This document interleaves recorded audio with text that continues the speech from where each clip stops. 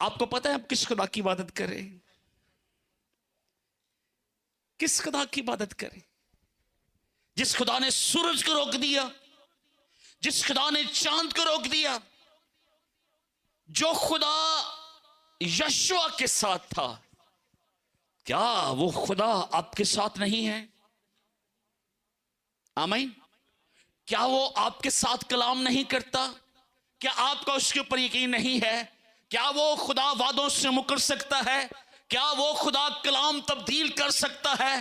क्या उसका कलाम तब्दील हो सकता है? मैं और आप उसी इस्राएल के खुदा की इबादत करते हैं जिसकी इबादत, जिसकी बंदगी यशु और कैलब करते थे। आमीन, आमीन। मुझे लगता है मैं अपने आप के साथ भी कलाम कर रहा हूं।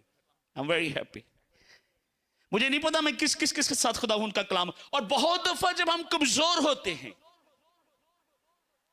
उस वक्त खुदा की कुदरत ज़ाहिर होती है।